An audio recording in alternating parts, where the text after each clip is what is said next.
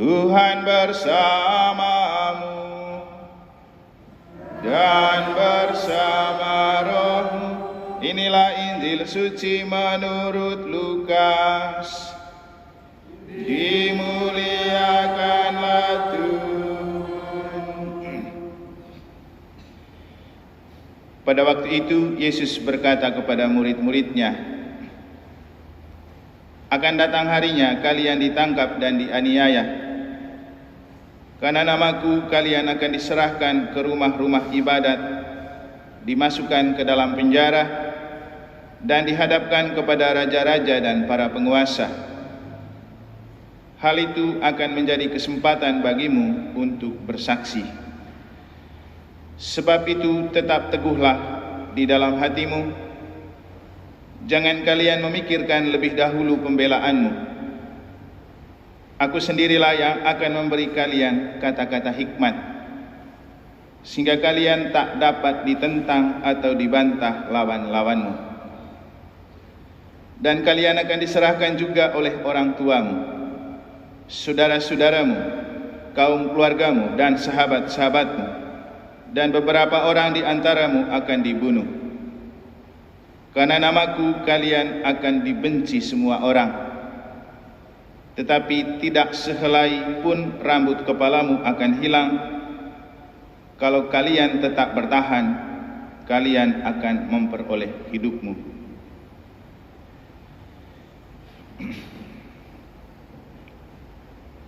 Demikianlah sabda Tuhan. Terpujilah Kristus.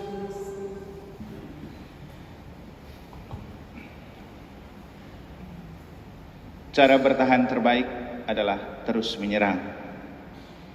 Para suster, Bapak Ibu, saudara-saudari, adik-adik dan anak-anak sekalian yang saya kasihi dalam Tuhan, Injil hari ini lagi-lagi Yesus mengingatkan kita untuk bagaimana tetap bertahan ketika lagi diobok-obok, ketika lagi diperguncingkan, ketika lagi dipersoalkan. Yesus mengajak para muridnya dan kita untuk tetap coba bertahan, karena siapa yang bertahan akan memperoleh hidup. Mungkin kita masih ingat khotbah 2 minggu lalu tentang hal-hal yang dapat dilakukan untuk kita bisa bertahan dalam kekalutan, dalam gejolak-gejolak yang mengitari hidup kita. Yang paling penting adalah buka hati kepada Tuhan, putihkan hati dan membiarkan hati dihuni oleh Tuhan.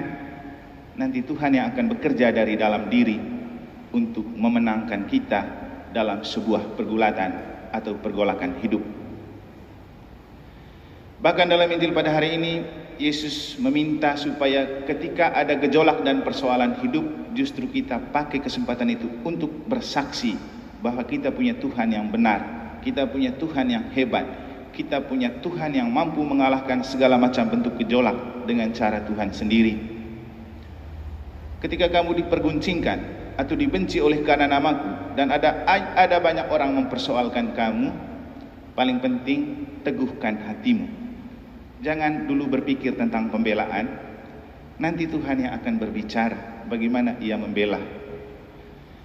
Akhir-akhir ini hal yang sangat viral terkait dengan iman kita adalah ketika Daniel Mananta, seorang Katolik, dia tidak tahu sekarang, katanya mualaf, itu berbicara tentang ada yang namanya unclean spirit. Itu dia istilahkan begitu. Itu seperti roh jahat yang ada di balik patung-patung dan salib. Dan ia kemudian setuju dengan apa yang dikatakan oleh Ustadz Somad, bahwa ada jin kafir di balik salib atau patung-patung yang ada. Kemudian ada banyak usaha dari orang Katolik untuk membela tentang apa sebenarnya yang membuat gereja Katolik tetap memakai patung, baik itu salib maupun Bunda Maria. Nanti bisa lihat di medsos. Tapi saya rasa apapun bentuk pembelaan, itu biasa. Tetapi biarkan Tuhan yang membela diri. Dan menurut saya, ketika ada gempa di Cianjur, dan bahwa di tengah hal-hal lain itu rusak, yang tetap berdiri tegak dan kokoh cumalah salib dan patung Bunda Maria. Maka sebenarnya saya ingin memberikan judul khotbah hari ini dengan gempa di Cianjur adalah jawaban Tuhan untuk Daniel Mananta dan Ustadz Somad. Tidak perlu kita berpikir untuk merangkai kata-kata untuk membela, karena namanya ketika orang sudah tidak suka dan membenci, apapun bentuk pembelaan kita tidak ada yang benar. Tapi kita perlu percaya dengan kata-kata pemazmur dalam referen mazmur yang telah kita baca. Besar dan ajaiblah segala karyamu, ya Tuhan Allah yang Maha Kuasa.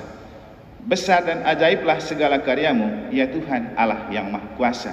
Dan itulah yang Tuhan mau tunjukkan ketika ada gempa di Cianjur, dan gereja itu namanya Gereja Santo Petrus, sama dengan kita punya Gereja Santo Petrus Cianjur.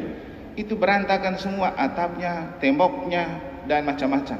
Tapi yang tetap berdiri kokoh dan tak tercoret sedikit pun adalah salib Yesus dan patung Bunda Maria. Persis dua hal yang dikhianati oleh Daniel Mananta dan Ustadz Somad. Sekarang yang lagi viral itu. Saya merenungkan dan memaknai bahwa inilah jawaban Tuhan. Karena kalau tidak ada kekuatan Allah di balik salib dan patung, kenapa gempa yang begitu hebat kemudian tidak merobohkan? Dan dulu ketika ada gempa bumi di Sulawesi juga, lagi-lagi yang tetap aman itu patung Bunda Maria dan salib. Jadi untuk kita orang yang percaya bahwa di balik salib dan patung ada Allah yang tampak, itu memang benar, dan itu menurut pengakuan iman kita. Untuk orang yang tidak beriman Katolik pasti tidak bisa menerima. Tapi sayangnya orang seperti Daniel Mananta, mungkin dia kejar viral, berani dia mengatakan bahwa ada roh jahat di balik patung-patung itu. Mungkin karena dia mau berteman baik dengan Ustadz Somad, makanya dia berbicara begitu. Tapi bagi saya, iman itu tidak penting untuk diviralkan, karena yang paling penting adalah keteguhan hati dalam iman. Banyak orang yang beriman untuk viral, dan banyak komentar-komentar yang dibuat di medsos itu supaya cepat viral. Karena kalau viral berarti subscribernya banyak, viewersnya meningkat, ujung-ujungnya mungkin duit. Tapi kita tidak membangun iman dengan apa yang viral, tapi kita mencoba memaknai setiap apa yang viral untuk makin meneguhkan iman. Mungkin itu jauh lebih baik. Apalagi kita hidup di zaman era milenial, di mana medsos itu menampilkan banyak hal yang kalau kita tidak punya iman yang teguh, akan gampang membuat kita tersesat dan murtad.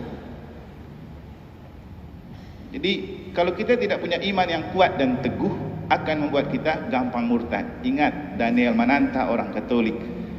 Dan dulu beberapa saat lalu saya pernah bercerita tentang beliau ketika mewawancarai Susi Susanti yang waktu itu ikut turnamen di Prancis, tetapi Susi mengalah untuk tidak menang ke 8 besar hanya karena mau pergi ke patung di Lourdes.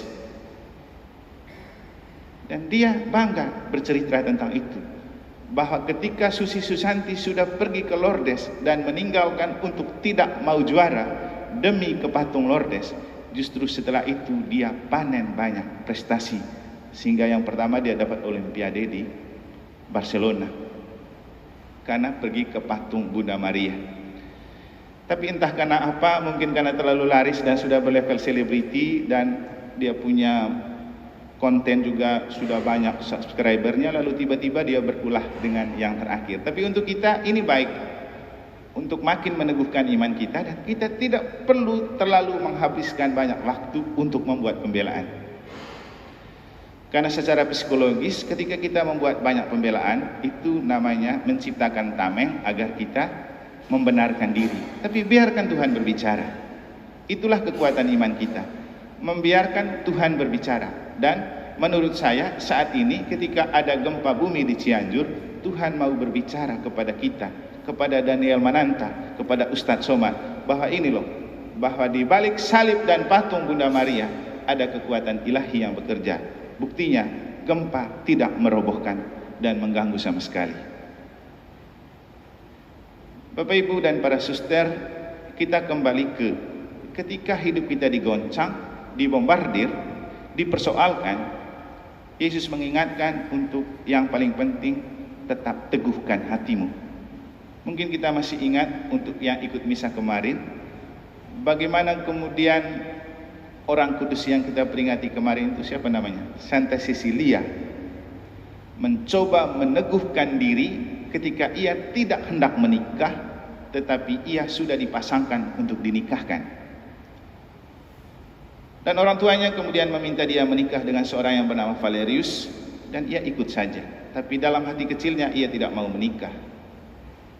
Dan ketika ia sudah menikah, ia masuk ke tempat tidur untuk menikmati malam pertama. Pada saat itulah ia berani mengatakan kepada Valerius, Valerius, kalau engkau betul menganggap saya sebagai istri, sekarang dengar apa yang saya mau katakan dengan jujur di hadapanmu. Apa itu? Saya punya malaikat yang dikirim oleh Tuhan supaya jangan sampai engkau menyentuh aku, karena kalau engkau menyentuh aku akan ada yang parah dengan hidupmu. Lalu Valerius bilang, mana buktinya? Akan engkau lihat buktinya. Yang terpenting kau dibaptis dulu, karena waktu itu Valerius belum dibaptis. Akhirnya beberapa saat kemudian Valerius dibaptis oleh seorang uskup di Roma. Kemudian ia pulang, dan ketika ia pulang, ia menemukan Cecilia sedang berdoa ditemani seorang malaikat. Itulah cara Tuhan berbicara. Yang paling penting untuk kita adalah bagaimana kita terus membuka hati kepada Tuhan. Apapun gejolak kehidupan yang ada di sekitar kita, kita tetap teguh dalam iman. Kuatkan iman di hati bahwa ada peperangan, ada pertengkaran, ada gempa bumi, ada bencana alam, ada penyakit corona, dan macam-macam jenis pergolakan dunia. Itu memang dunia punya. Tapi kita punya iman untuk menghadapi semuanya itu. Dan untuk itulah Tuhan menganugerahkan iman kepada kita. Jadi yang paling penting, buka hati kepada Tuhan. Tidak usah takut untuk membela diri, nanti Tuhan akan membela kita dengan cara Tuhan. Atau contoh lain, kita mungkin masih ingat Santa Elizabeth dari Hungaria. Ketika ia membawa roti untuk memberikan orang-orang miskin di jalan, roti dari istana, keluarga suaminya dan suaminya marah. Kemudian menyusuli dia untuk melihat jangan sampai ia memberi roti itu kepada orang miskin. Yang dia bawa di keranjang memang benar-benar roti. Ketika suaminya tanya, apa itu? Dia langsung menjawab, ini bunga. Begitu dibuka, ternyata roti diubah menjadi bunga oleh Tuhan. Ini beberapa contoh orang kudus dan banyak pengalaman hidup yang kita punya untuk menunjukkan bahwa tidak usah takut menghadapi banyak gejolak kehidupan. Yang perlu ditakutin adalah punya rasa takut kepada Tuhan. Jangan sampai kehilangan Tuhan dan iman kepada Tuhan ketika hidup kita sedang diterpa oleh gejolak dan masalah apapun. Karena yang susah adalah ketika hidup kita sedang diterpa oleh badai, justru saat itu kita gampang kehilangan Tuhan dan terlalu mudah jatuh pada rayuan-rayuan kekuatan dunia. Banyak orang Katolik ketika sakit, kalang kabut, tidak setia dalam iman, tapi cari dukun di mana-mana. Saking kalang kabutnya. Dan kita juga pasti punya banyak pengalaman ketika kita sedang kalang kabut dan bukannya kita datang menenangkan diri di hadapan Tuhan untuk berdoa, tapi kita sibuk kiri kanan untuk mencari solusi. Untuk apa Tuhan datang kepada kita? Untuk apa Ekaristi? Ingat pesan referen Mazmur, besar dan ajaiblah segala karyamu ya Tuhan, Allah yang Maha Kuasa. Itu adalah kata-kata yang perlu kita ingat. Mari kita membuka hati kita kepada Tuhan. Yang paling penting, biarkan Tuhan menghuni hati kita, supaya kita selalu memiliki hati yang teguh, menghadapi apapun gejolak kehidupan yang terjadi di sekitar kita. Semoga Tuhan memberkati.